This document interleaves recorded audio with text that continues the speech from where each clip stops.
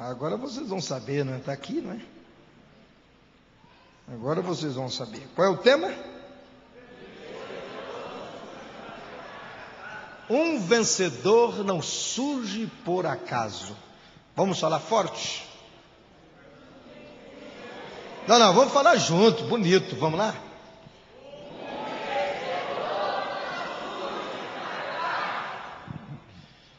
Ok, eu havia ministrado para os irmãos, nas últimas terças-feiras, as últimas 2 terças-feiras, sobre vitorioso no ser e não no ter.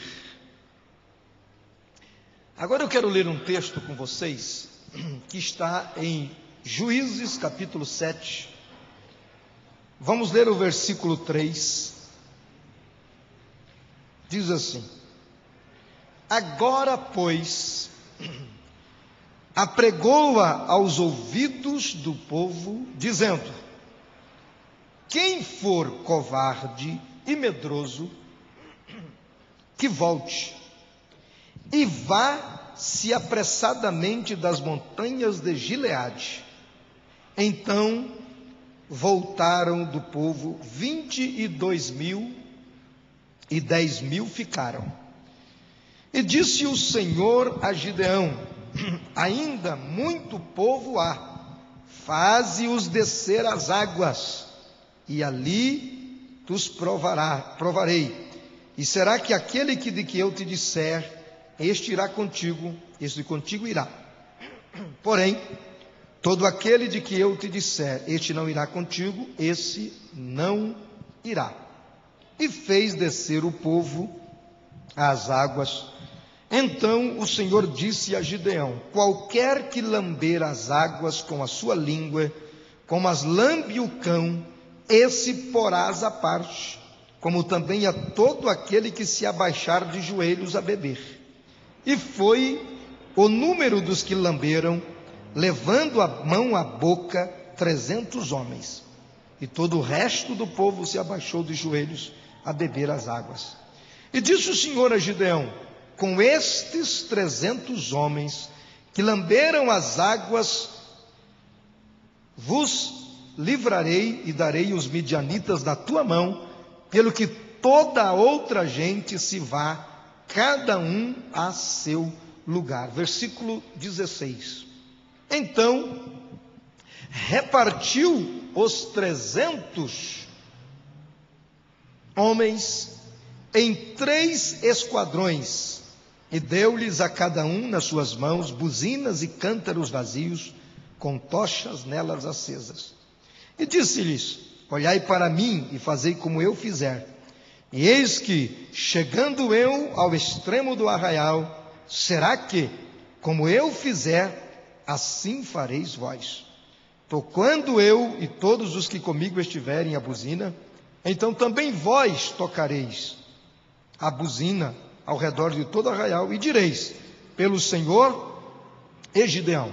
Chegou, pois, Gideão e os seus 100 homens que com ele iam ao extremo do arraial, ao princípio da vigília da meia-noite, havendo-se já posto as guardas, e tocaram as buzinas e partiram os cântaros que tinham nas mãos. Assim, tocaram os 3 esquadrões as buzinas, e partiram os cântaros, e tinham nas suas mãos esquerdas tochas acesas, nas suas mãos direitas as buzinas que tocavam. E exclamaram: espada do Senhor e de Gideão. E ficou-se cada um no seu lugar ao redor do arraial. Então todo o exército deitou a correr, e gritando fugiram. Versículo 22 por último. Tocando, pois, os 300 as buzinas, o Senhor tornou a espada de um contra o outro, e isto em todo o arraial. E o exército fugiu para Zererá, até Bet-sita, até os limites de Abel-meolá, acima de Tabaté. São nomes esquisitos, né? Mas são nomes de locais, de regiões. Queridos, perceberam o texto que eu li? Eu escolhi o capítulo 7 de Juízes propositadamente, porque é comum, quando vamos ministrar a respeito da vitória de Israel sobre os midianitas neste capítulo de Juízes, destacarmos a pessoa de Gideão. Comumente destaca-se, pode deixar desligado aqui. Eu quero que fique desligado para ficar bem forte isso aqui. Obrigado. Destaca-se neste texto como vencedor apenas Gideão, devido ele ser o líder dos 300. Mesmo sendo evidente para nós, no texto, que Gideão foi um verdadeiro vencedor, eu pretendo destacar como vencedores os 300 homens de Gideão. Eu vou focar não apenas Gideão, mas eu vou focar os 300 homens de Gideão. Eles, esses 300, serão o nosso foco de estudo. Uma das razões é porque eles possuem todas as qualidades que se exige de um vencedor. Não foram escolhidos por acaso. Os 300 homens de Gideão não foram escolhidos por acaso. Nem mesmo se apresentaram como os melhores. Não foram eles que se apresentaram como os melhores. Gideão, não precisa de mais ninguém, nós damos conta. Também não foi isto. Mas o fato de eles vencerem com Gideão os midianitas, os amalequitas e os filhos do Oriente, que eram aproximadamente mais de 120 mil homens. Repito, olha bem a proporção. Eram aproximadamente mais de 120 mil homens que usavam a espada, que eram treinados para usar a espada. 300 homens, junto com Gideão, venceram mais de 120 mil homens. Muito mais do que isso. Vejam que esta vitória deles dão a eles destaque neste tema que nós estamos estudando. Um vencedor não surge por acaso. Mas antes de apresentar aos irmãos especificamente de onde surge o vencedor, eu acho que é isto que você quer saber, mas antes disto, vamos conhecer alguns detalhes importantes atrelados ao conceito de vencedor. Lembrando que para nós, que já estudamos essas últimas 2 terças-feiras, que para nós, ser vitorioso é vitorioso no ser e não no ter.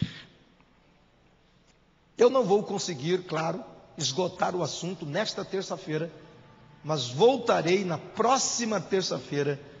Vamos ver até onde vamos hoje e na próxima terça-feira eu darei a sequência. Mas hoje eu queria, como introdução a esse estudo, e eu disse a vocês que o foco do nosso estudo são os 300. Não vamos falar muito de Gideão aqui não. Até porque, irmão, pense um pouquinho. 300 homens decidem, ao lado de Gideão, vencer mais de 120 mil homens. Esses 300 têm que ser estudados. Nós não podemos desprezar os 300.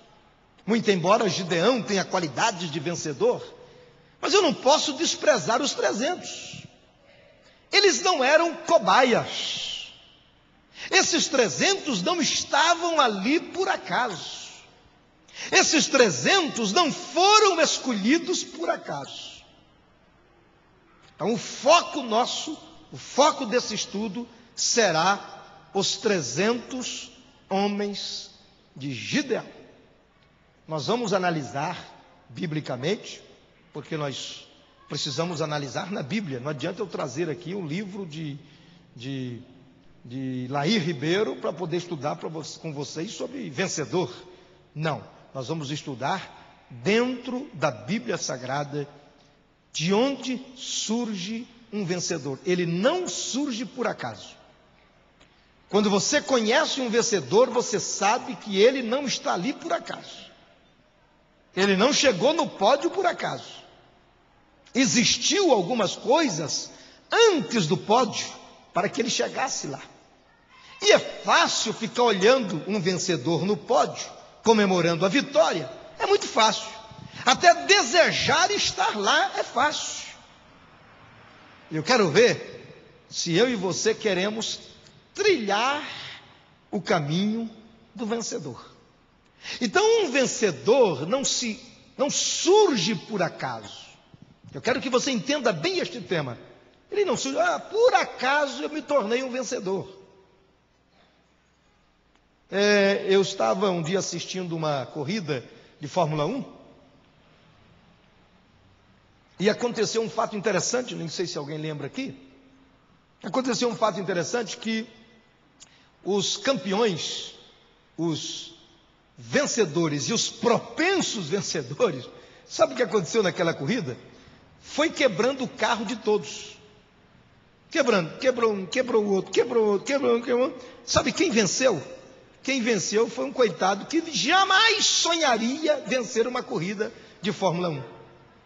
Jamais sonharia.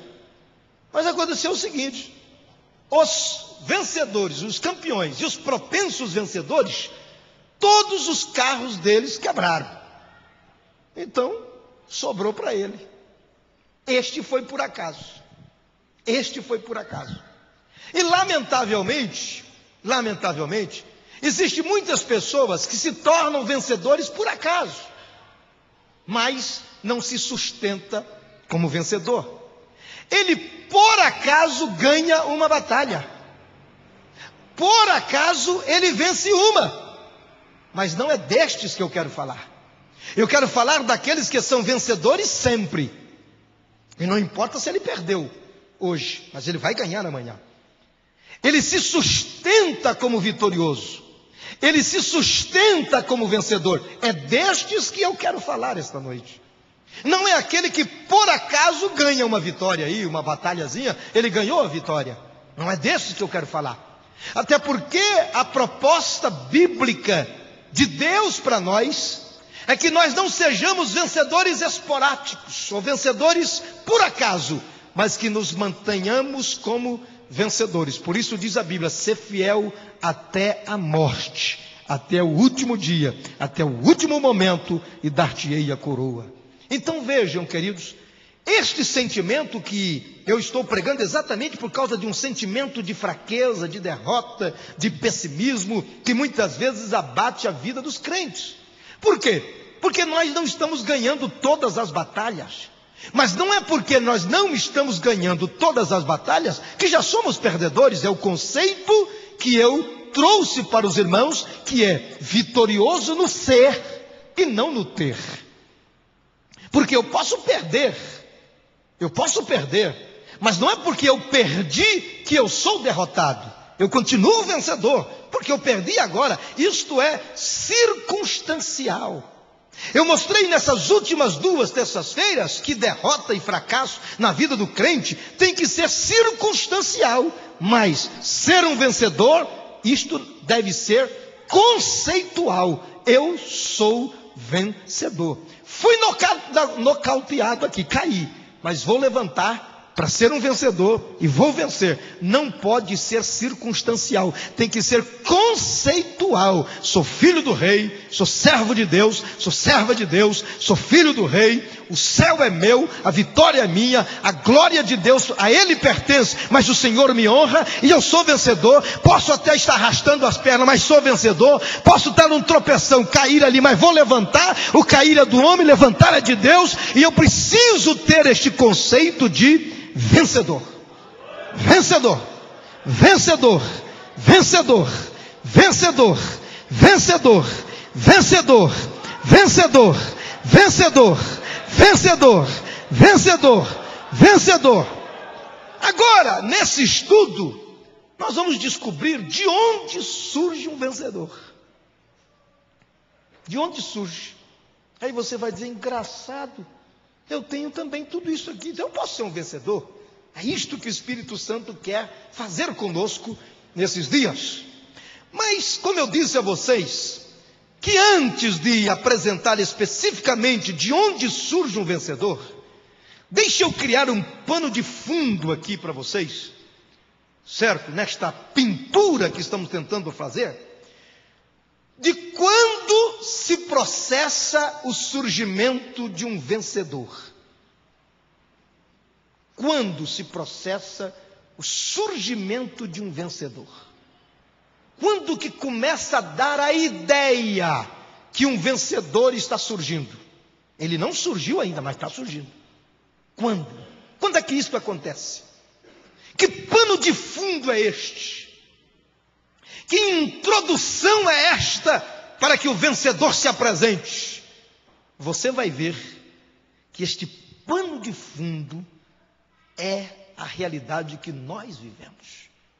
Obviamente eu usarei a Bíblia Sagrada e o texto bíblico que li, ou o contexto daquilo que eu li para vocês. Começo mostrando a vocês, no capítulo 6 de Juízes, versículo 1, diz assim, porém, os filhos de Israel fizeram o que padecia mal aos olhos do Senhor. E o Senhor os deu na mão dos midianitas por quantos anos? Quantos anos? Repitam, quantos anos? 7 anos.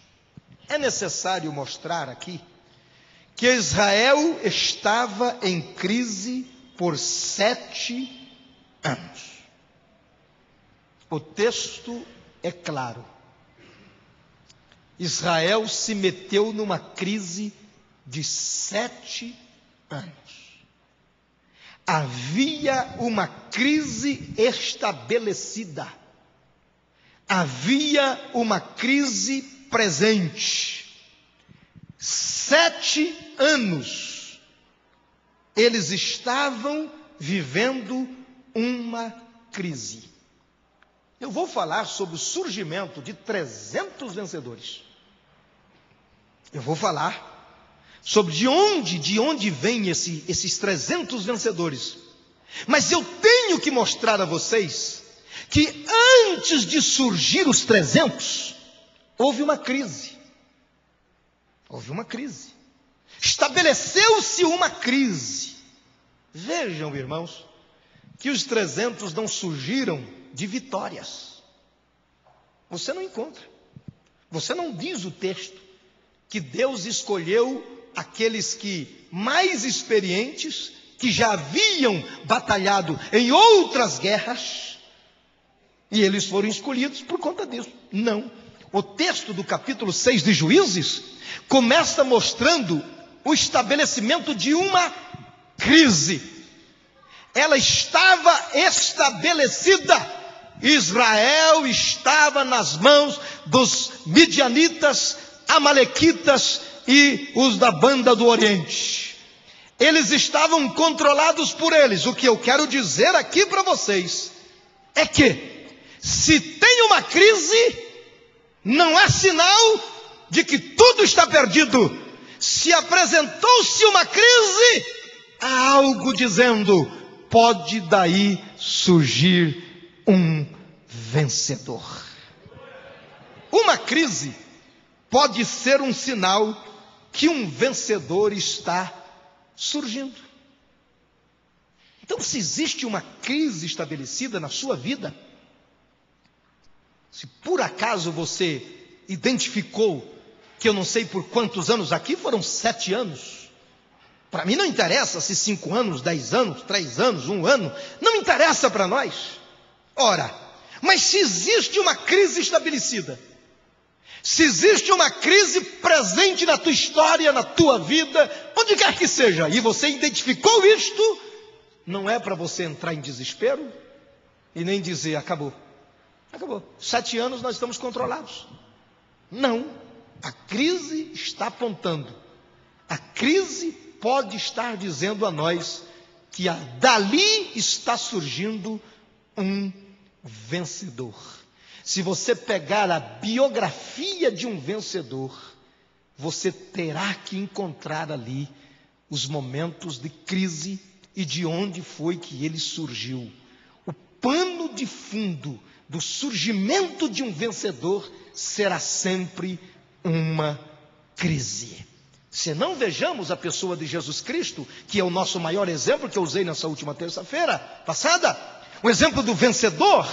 Jesus Cristo se apresentou como vencedor, surgindo de onde? De uma crise, a crise do Calvário, a tragédia do Calvário, o conflito estabelecido no Calvário, a crise existencial estabelecida no Calvário, quando ele estava na cruz, ao lado de 2 ladrões, sendo zombado, esbofeteado, com a coroa de espinho, humilhado. Foi dali que surgiu o verdadeiro vencedor. Então, o que é que o Espírito Santo está dizendo para nós? Se por acaso você descobriu que existe uma crise, que você se meteu numa crise, que há anos que você vem arrastando-se dentro desta crise, aí alguém ou uma voz está dizendo a você, ou as vozes da sua própria consciência e do seu entendimento está dizendo a você, olha, já fazem 3 anos, já fazem 5 anos, já fazem 10 anos, já fazem 20 anos, que você está nessa crise, não tem jeito, não tem jeito, não tem jeito, não tem jeito. O Espírito Santo vem hoje para você e diz, esta crise está dizendo a você que o vencedor vai surgir, vai se apresentar. É desta crise que o vencedor pode aparecer.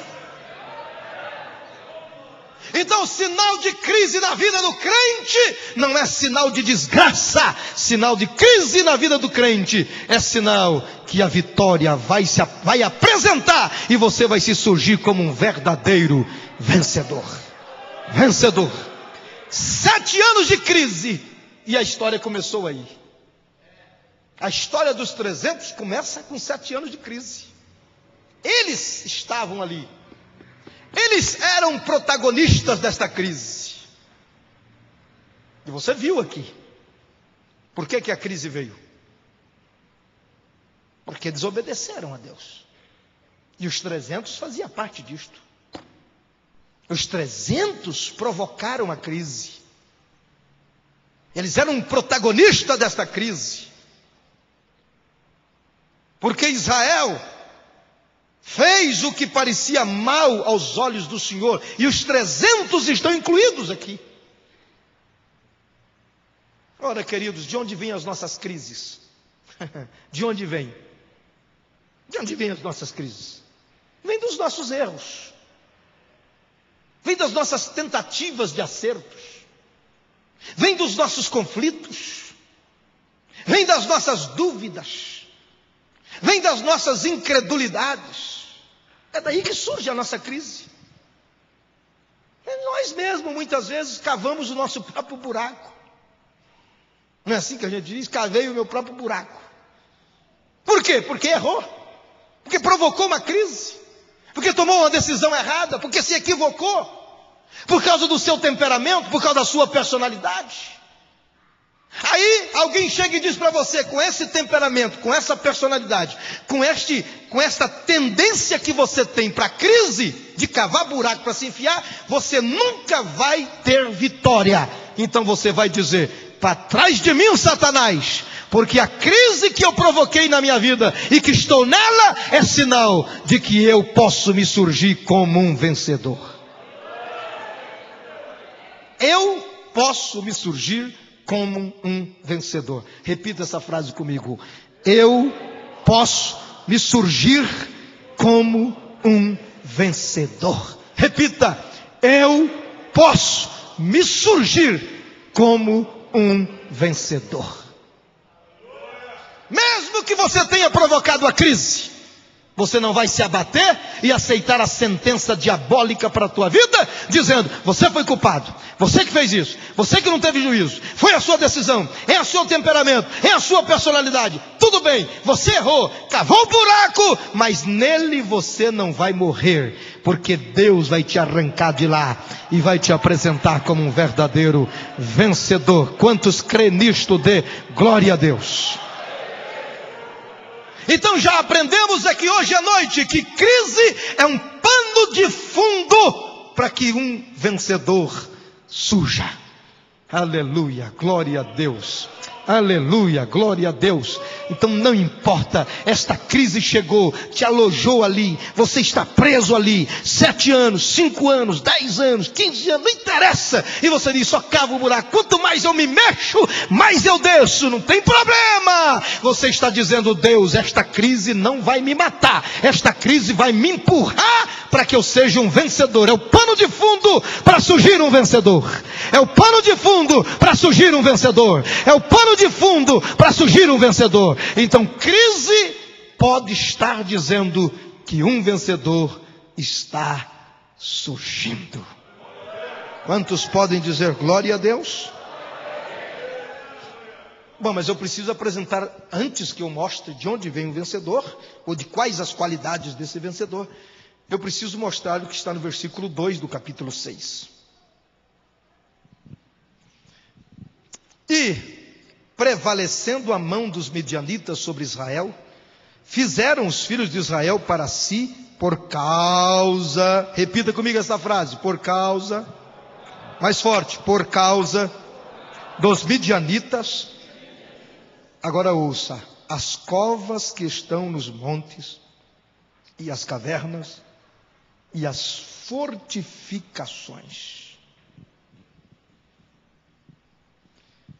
Acuados pelos adversários, os israelitas construíram covas,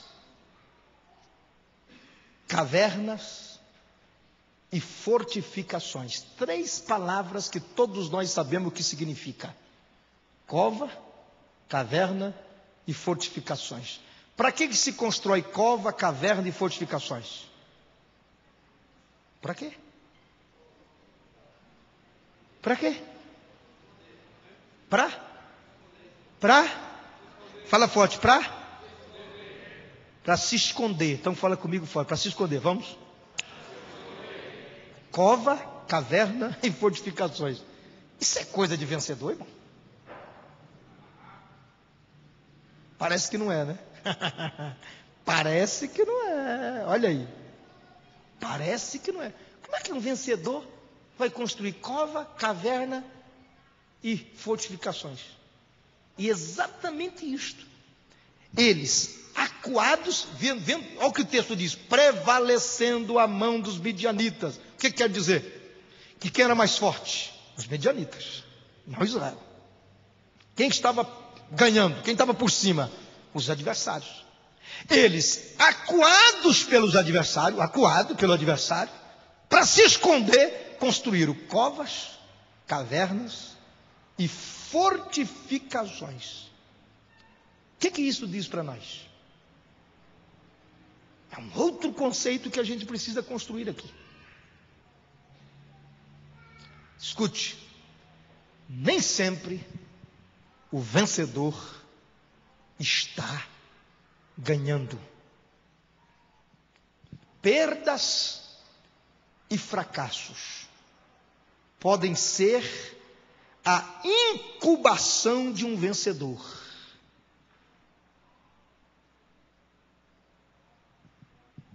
Escute,